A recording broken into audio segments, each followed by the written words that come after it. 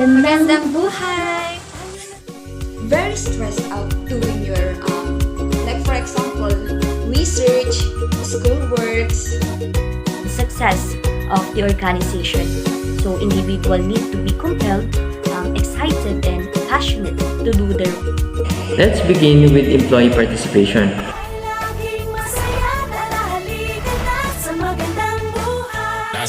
Magandang buhay! Good morning sa inyong lahat mga ka-BSA. Nako, panibagong araw na naman. Panibagong chance para mag-spread ng love and good. Grabe na itong umagang kay saya mga ka-BSA. Salamat at kasama namin kayong lahat ngayong Wednesday morning! So mga sinipo, tutok lang kayo dito dahil excited na sharing of knowledge sa inyo this morning. True! Na-excite din ako sa episode natin today. Bago tayo mapunta sa chikahan with our guest, simulan natin sa ganitong usapan kasi mahalaga ito. Very informational. Sisi, anong ginagawa mo kapag medyo may kalungkutan ng life? Ako, kapag may kalungkutan ng life ko, yung gusto kong mabago yung mood ko, minimotivate ko lang yung sarili ko. Paano bang ginagawa mo? Paano mo minamotivate yung sarili mo? Alam mo, Sisi, bago natin i-share yan sa ating mga ka-BSA, ipaliwanag muna sa ating nature, framework, and perspective ng motivation. Wow, Sisi, parang magiging informative nga ang ating episode for today. Kaya sana marami tayong tutunan at napulot na aral. Kaya kayo mga ka-BSA, stay tuned! Tama ka dyan, Sisi, kasi for today, our topic will be about motivation.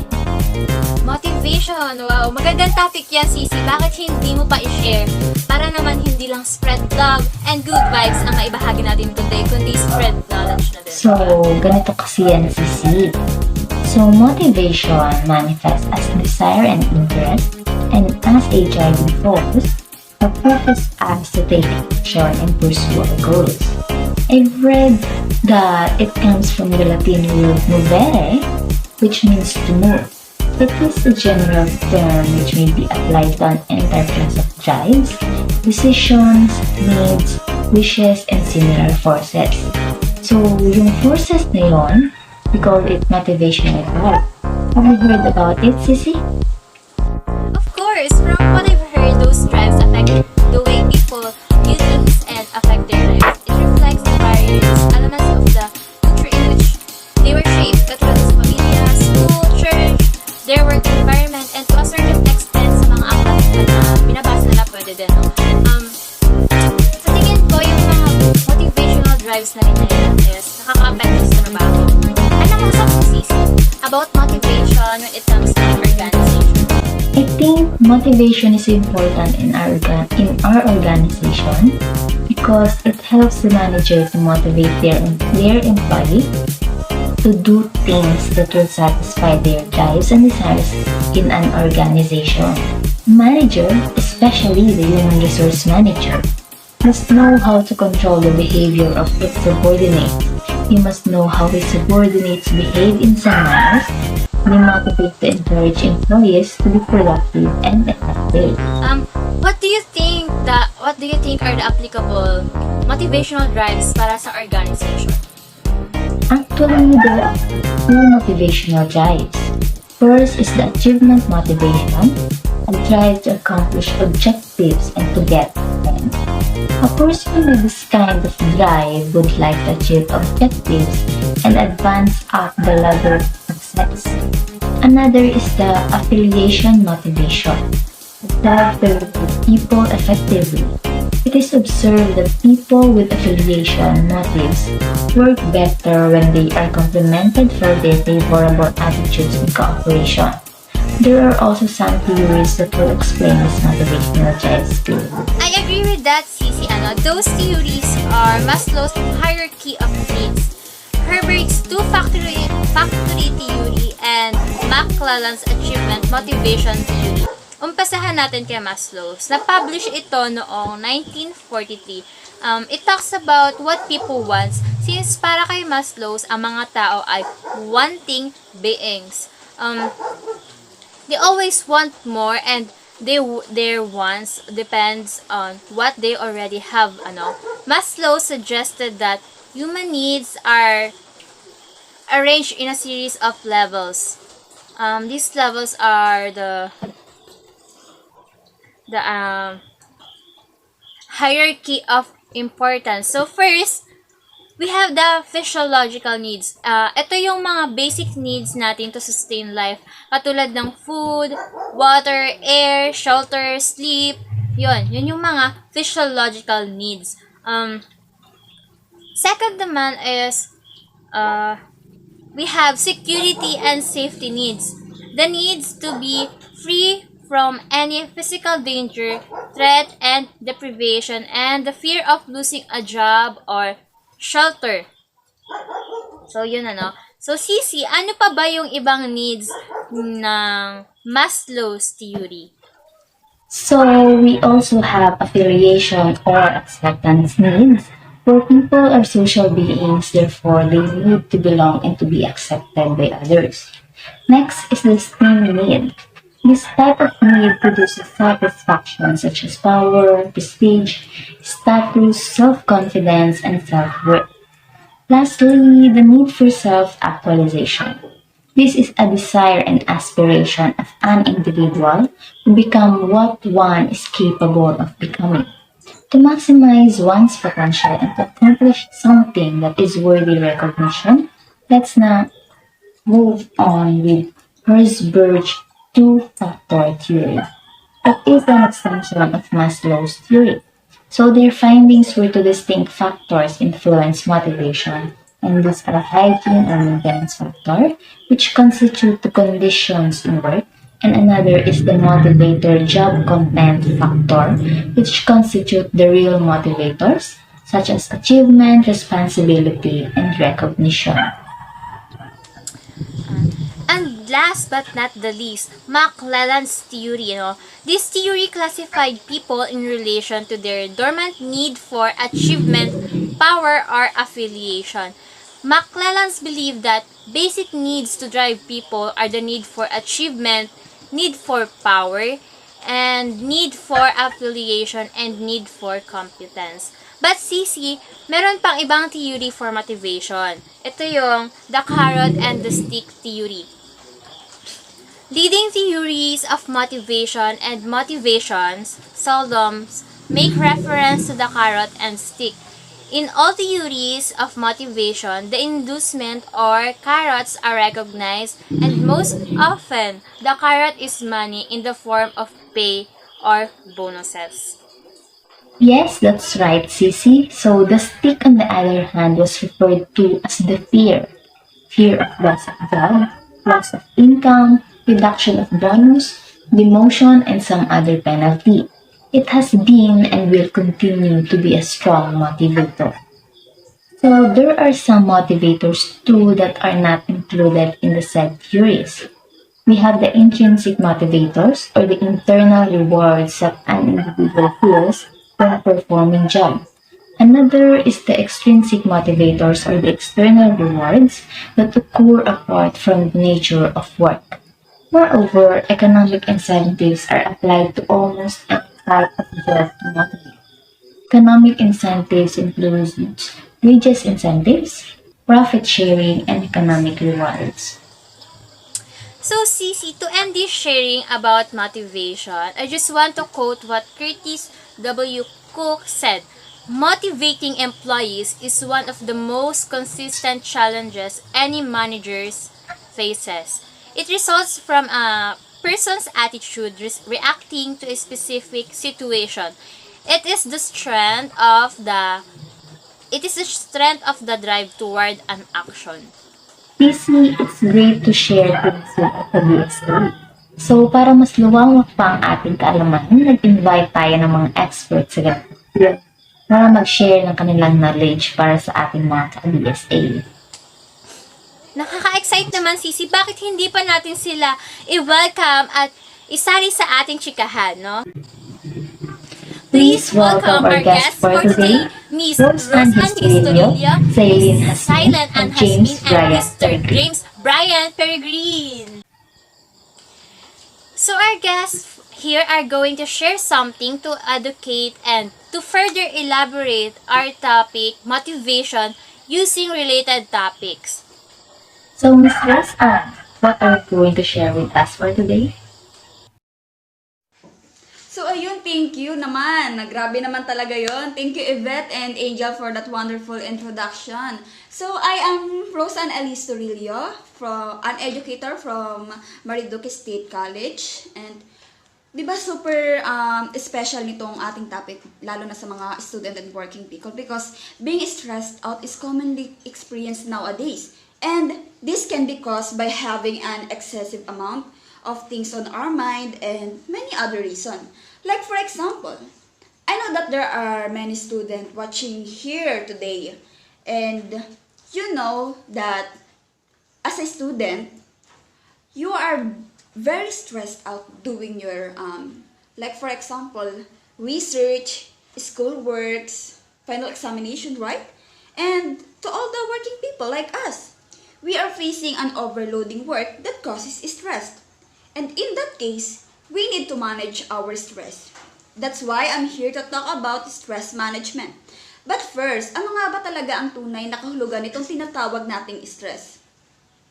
So, stress is a state of tension experienced by individuals facing extraordinary demands, constraints, or opportunities which affect the physical and psychological health, including the mental, physical, and emotional. And we have the two types of stress, the eustress and the distress. When we talk about eustress, it is the healthy, yung positive, constructive outcome of stressful events. And in short words, it is this stress that is deemed helpful, or it is something that feels a fulfillment. Ang example na lang nito is that in a one workplace, you are always motivated to give your best performance in your work because it can result your promotion or raised at work. And as we observe in that situation, this positive stress help us to use our time and energy effectively. So this is something that we can manage or we can handle whenever and whenever we are doing those work. We feel excited, parang nakaka-inspired, because it can improve our performance. It can improve our productivity in our personal and professional life. On the other hand, when we talk about distress, it is a feeling of extreme anxiety, sorrow, or pain. Like for example, dito na lang ulit tayo sa work. There are 4 categories of distress kasi. The first one is the task demand.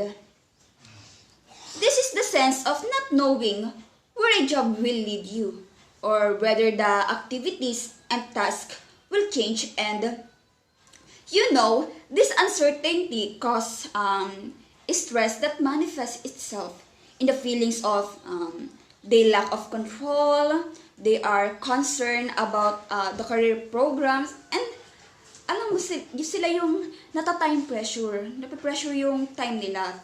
That's what we call the task demand. Alam nyo ba yung mga natatambakan ng mga gawain? Yes, maraming mga working people na nagagawa pang mag-overtime because there are many things that they need to do. Yun ang tinatawag nating task demand. The second category of distress is what we call role demands. And dito na pumapasok yung mga expectations to you. The third one is the interpersonal demands, which include yung mga emotional issues. Like for example, your offensive coworkers, sexual harassment, and etc. The last is the physical demands, and it includes the exposure to hazardous material, extreme working conditions, and many others.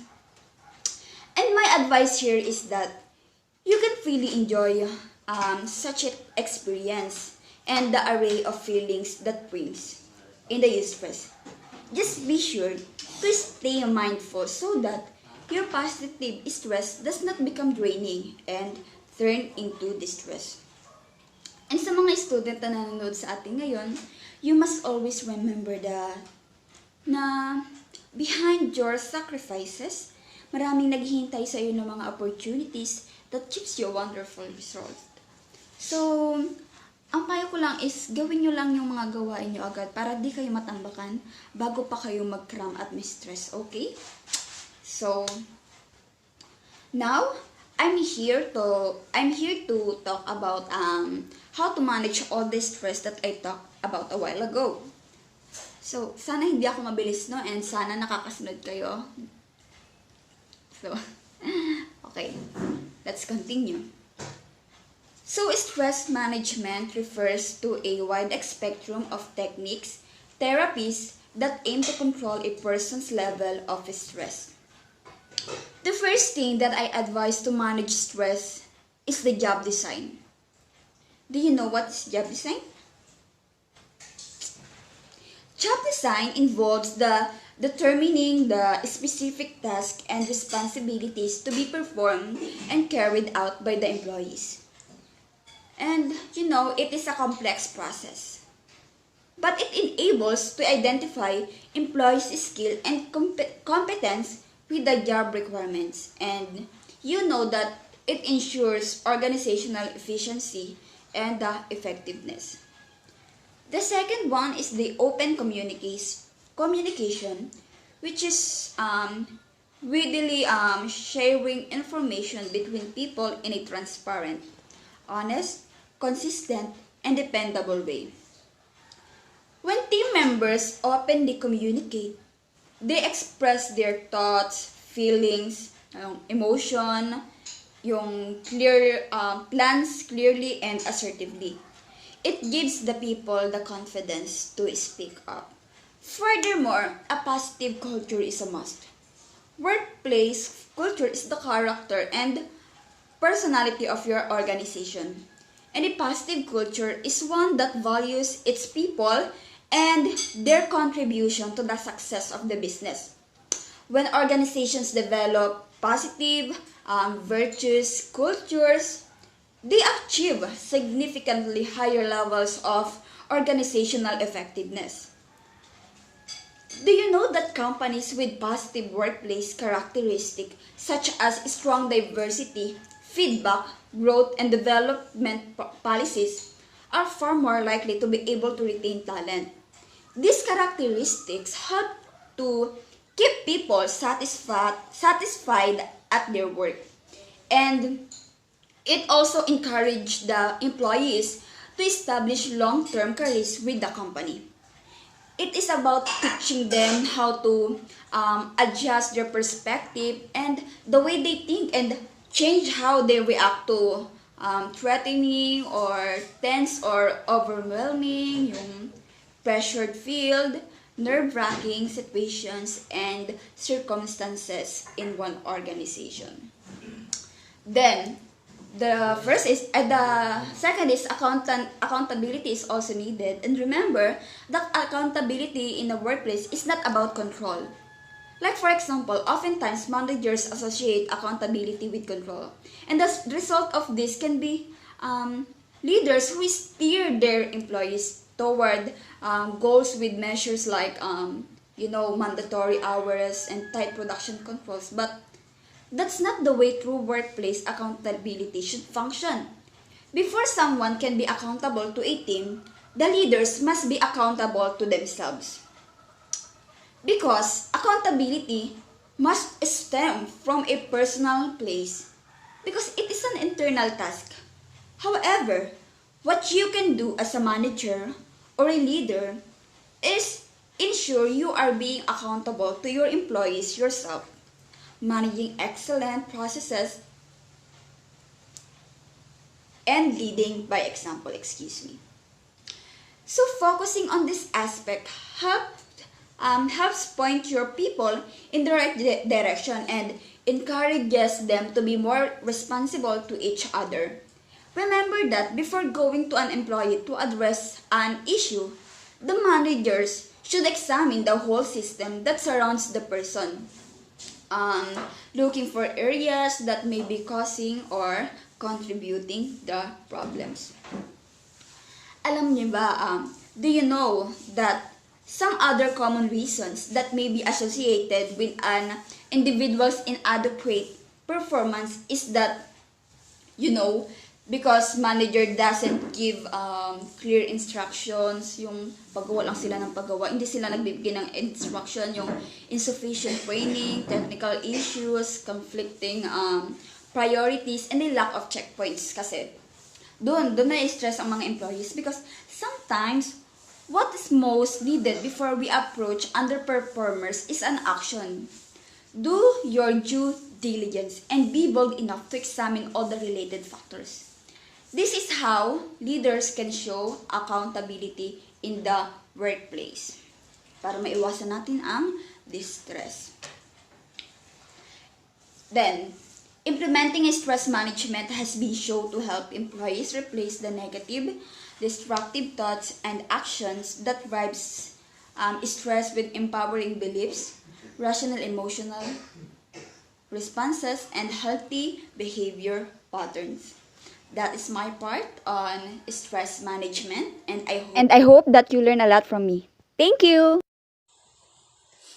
So ayun, thank you Miss Rose Ann for sharing your knowledge about stress. It is really helpful since nowadays stress is really hard to handle sometimes, and sharing your ways of how to handle it will probably helpful to all of us. Right mga ka-BSA? Sana ay may natutunan kayo from Miss Rose Ann, and you should apply it you should apply it so that whenever you are struggling, it may be helpful para maka-cope up kayo, ganun. So, yun. So up next naman, our guest will share something about job design in an organization. So, Miss Zylen, it's your time to shine. Hello, have you experienced working or performing a specific job? Or do you know the concept of job design in organization and its relationship to motivation? If not, let me explain. Job design is the process of establishing employees' roles and responsibilities and the system and procedure that they should follow in order to complete job, and it is simply defined as a systematic and purposeful allocation of tasks to individual and groups within the organization. Imagine if there was no specific plan or design to do a job, there will be no accomplishments that will be achieved, and this was just a waste of time. Job design includes deciding on the duties and responsibilities of the job holder, the way job is done, as well as what support and resources are needed to complete a job. The main purpose of job design is to optimize work processes, ensure that the right value is created, and improve productivity. When done effectively, job design helps employees focus on the task and responsibilities that optimize their potential contributions for competitive advantage. So the ultimate goal of job design is to enhance company's performance. So, to further understand job design, here are some key elements and the relationship to job design processes. The four elements are task, motivation, resource allocation, and reward system. First, let's talk about task. Task, when we say task, it is simply a piece of assigned work or activity to be done in a certain time. So, as a job designer, it is important to identify the task better to accomplish it and complete the given job. The second element is motivation. So, motivation describes forces within the individual that account for the level, direction, persistence of effort expended at work. Motivation is the key driver that pushes us to be better and good at our job. So, come to think of it, if an employee is unmotivated, is there a good result to the organization? Of course, none, because he or she will not exert more effort for the task. So it is important that in every task or job that we are doing, we are passionate and really happy making it. So because as we exert effort and love on what we are doing, Surely, this result to a better outcome and success of the organization. So individual need to be compelled, excited, and passionate to do their work. The third element is resource allocation. So when we say resource allocation, this occurs when an organization decides to appropriate or allocate certain resources to be used in a specific job or task or any problem facing the organization. So it is important to make sure that in making a job design, the structure and of the job is well identified and well planned to make sure that the resources are used properly and efficiently. And for the last element, it is the reward system, which play a vital role in job design. When we say reward system, from the word itself, reward, this is giving a reward or money to an employee for something good that they have done in the job.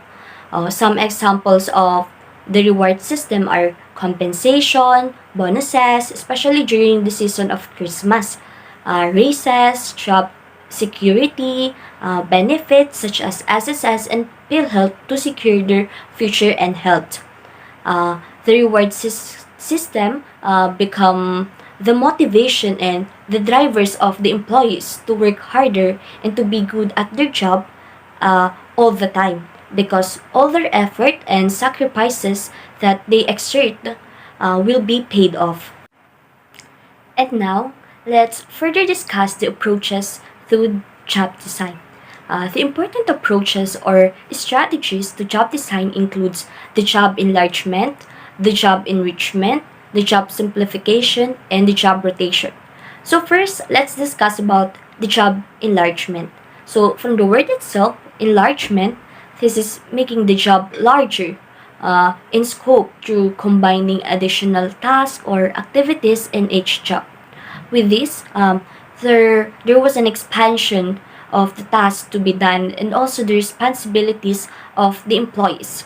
So let's make this as an example. In an office, the boss may command the clerk who is doing a typing work or may also be assigned the task to drop a letter or sort the incoming mails or fill the letters.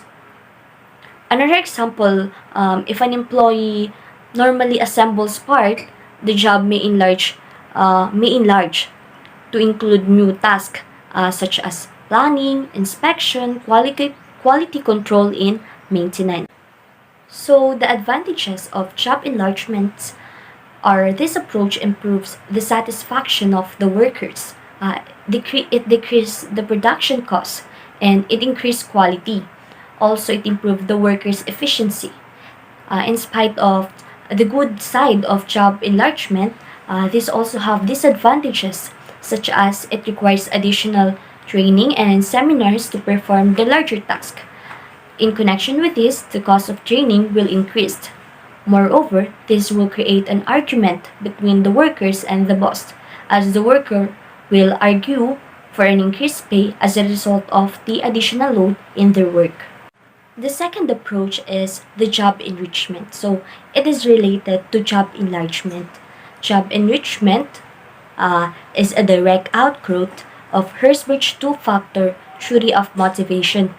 By definition, if the job enlargement involves horizontal loading, the job enrichment is a vertical enlargement job by adding additional responsibility and opportunity for personal growth.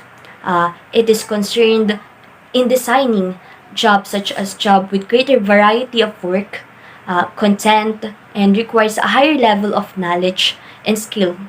Give a worker more autonomy and responsibility and provide opportunity for personal growth. The advantage of job enrichment are it makes the job more interesting. It discourages absenteeism and turnover of the worker. It motivates employees through opportunities, growth, and advancement.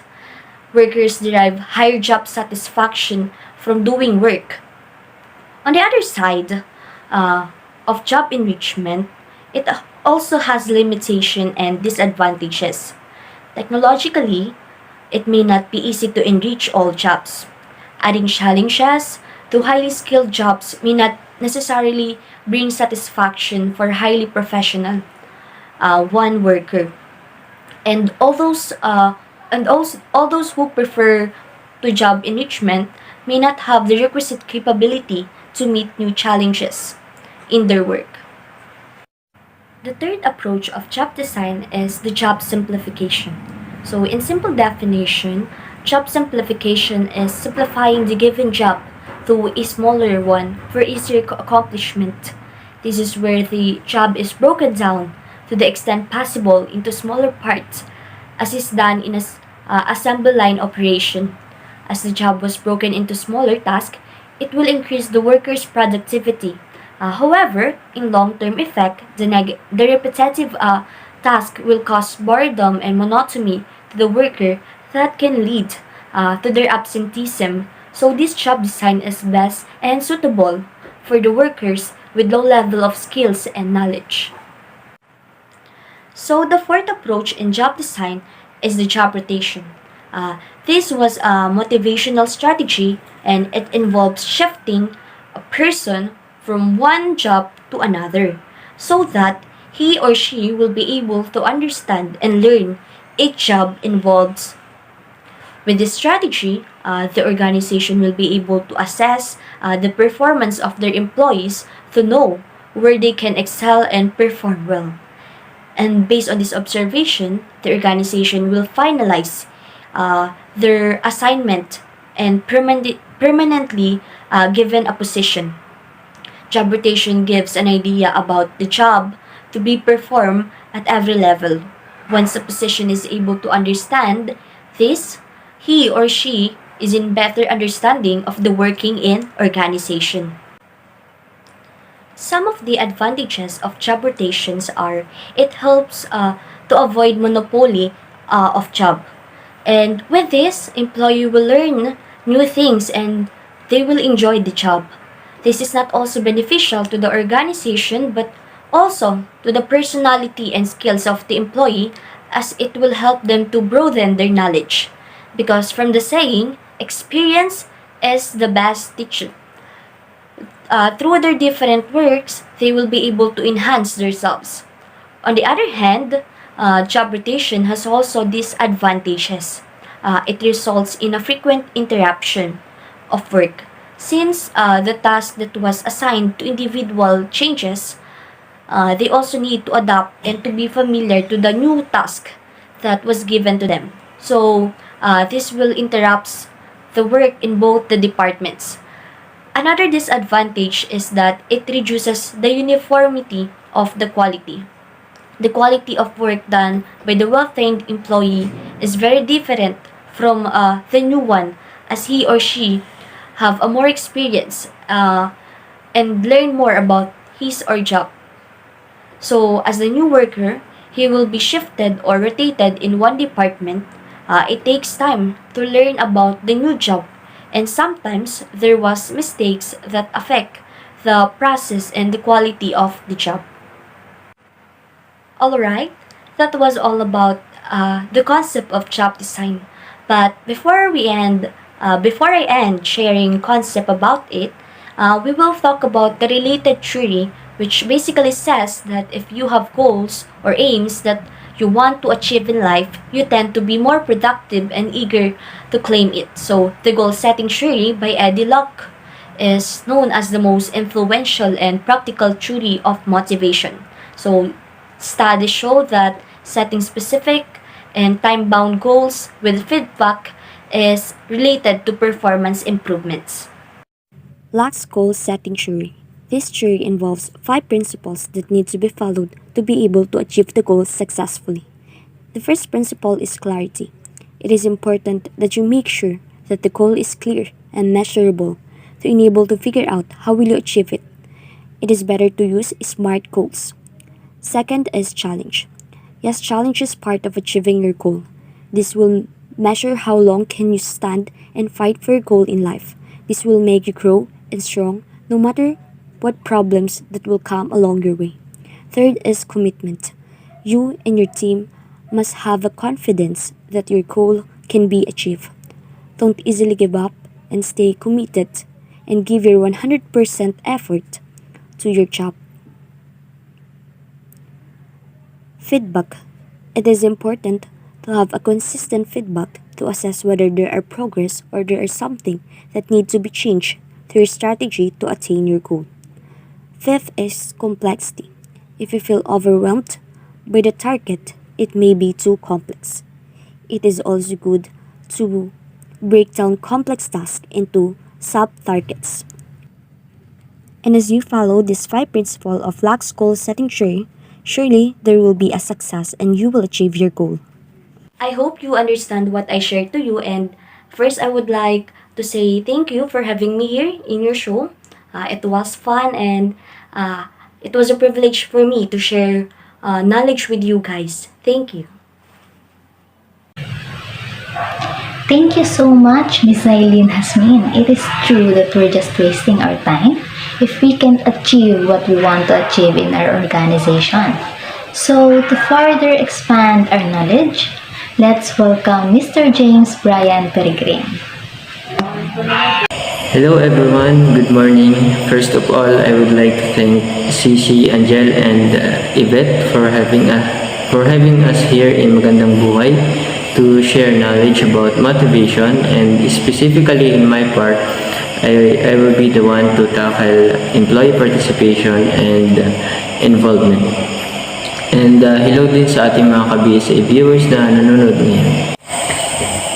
So, as a continuation of our conversation regarding motivation, you know what, Cici, Angel, and Yvette, and to my fellow guests here, motivation can be enhanced through employee participation and involvement.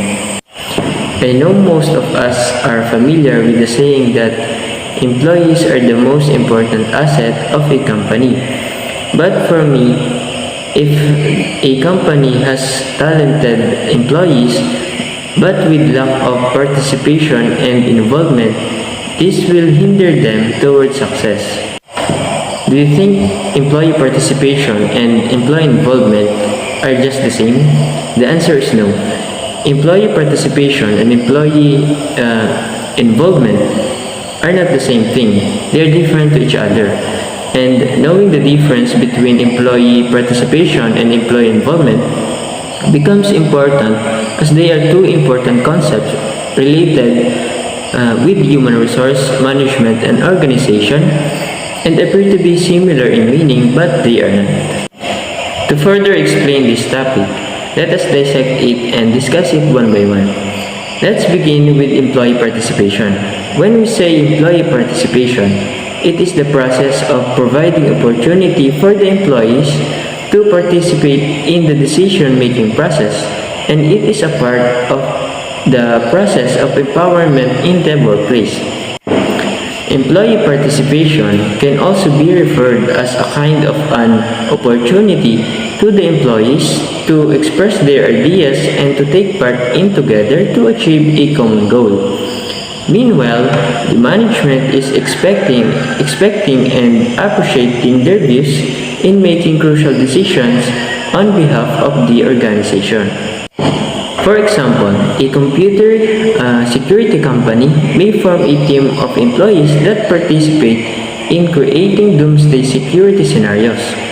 Each employee is expected to participate by generating ideas based on real-life situations that could compromise computer security. The team provides forum in which an employee can suggest ideas to help complete the task. Regardless of employee job title, all team members contribute to the project. Of course, promoting employee participation has a lot of benefits in an organization. Some of these benefits include building community, better communication, less stress, greater productivity, and higher product quality. Let us discuss the benefits of employee participation. The first benefit of employee participation is that it builds a community.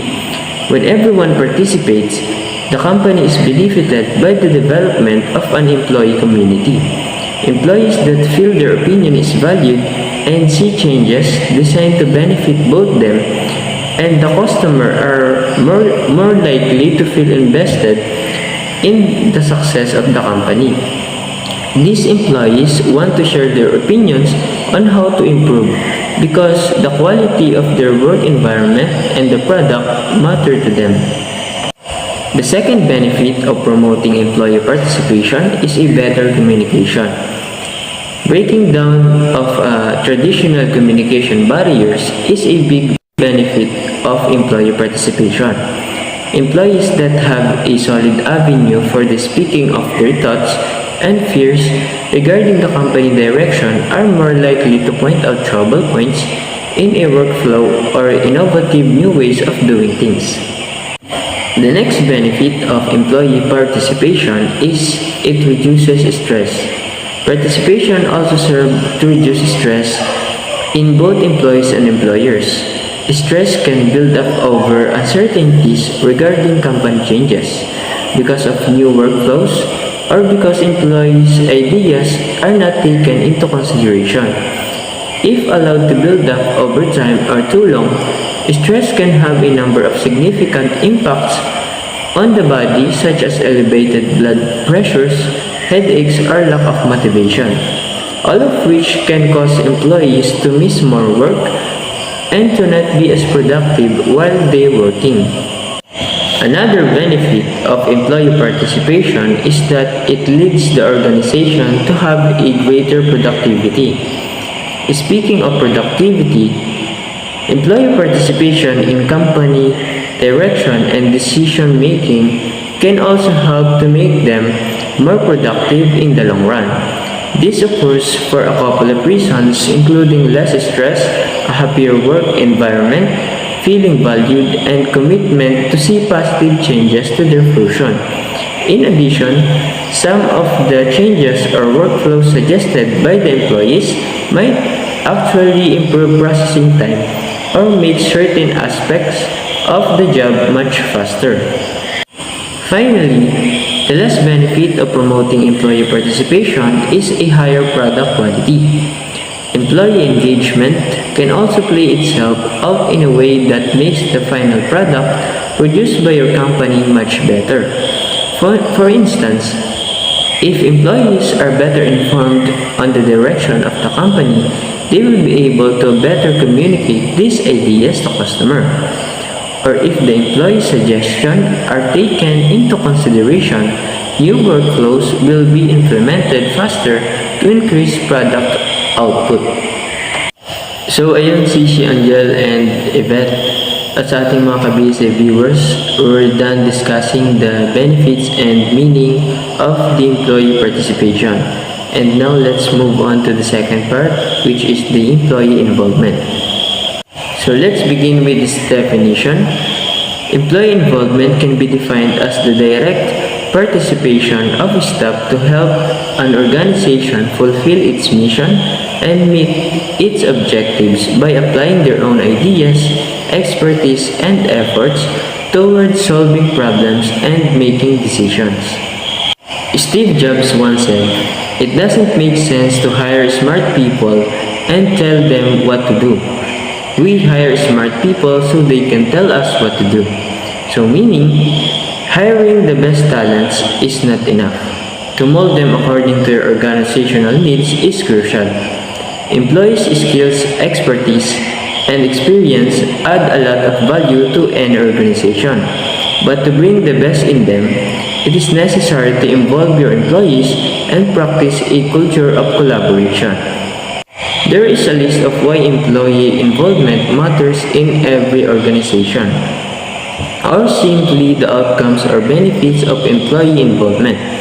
First on the list is the increase in productivity. The first thing employers want from their employees is productivity. Thus, it would be absurd not to tap the buttons which can increase productivity. And employee involvement is a factor that you cannot ignore. When employees are involved, they make calculated decisions, plan their work, and bring more enthusiasm to their jobs. This increases the productivity and the growth of organization. Second on the list is enhanced morale. Employee morale is the attitude, emotion, and satisfaction of employees towards their work. Fulfilling these aspects will need your work culture to emphasize employee involvement.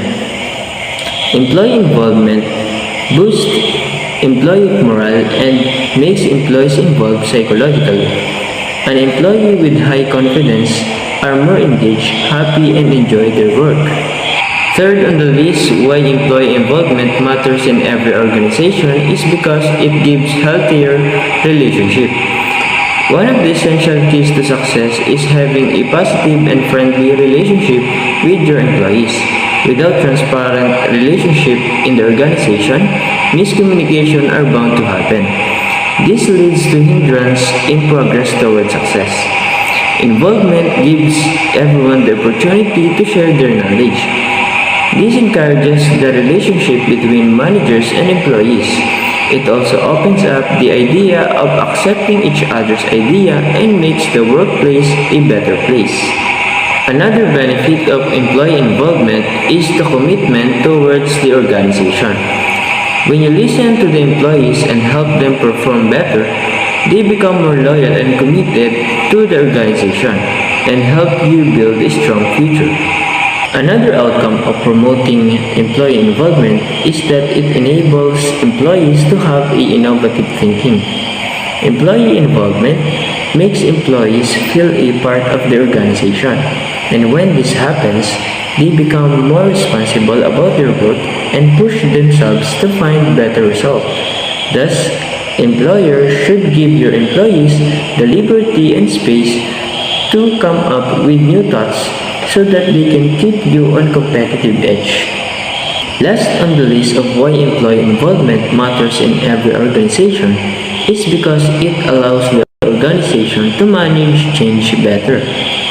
When you involve employees in essential company issues, you open yourselves to new ideas and views.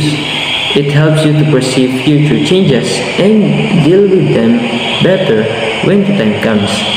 Rather than discarding the change, involving employees in decision-making will help you welcoming it.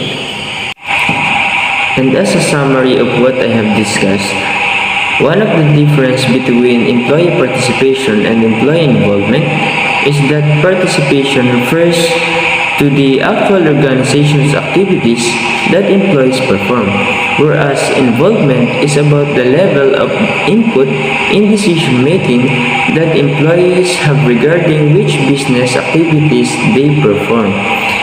Employee participation fosters team approach in which group of workers complete a project using their diverse skill sets to achieve a common goal.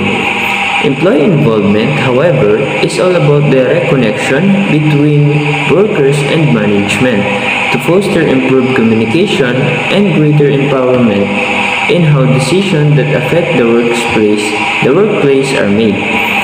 Both approaches can establish a strong sense of commitment to a common goal. And that's all, and I hope you learned something about employee participation and employee involvement that I have shared in this conversation. So yun lamang, back to you, Angel and Yvette. So ayun, thank you po for our guest for sharing your knowledge about stress management, job design and organization, and employee participation and involvement. Thank you po, Miss Rose Ann, Miss Zylen, and Mr. James Brian Peregrine for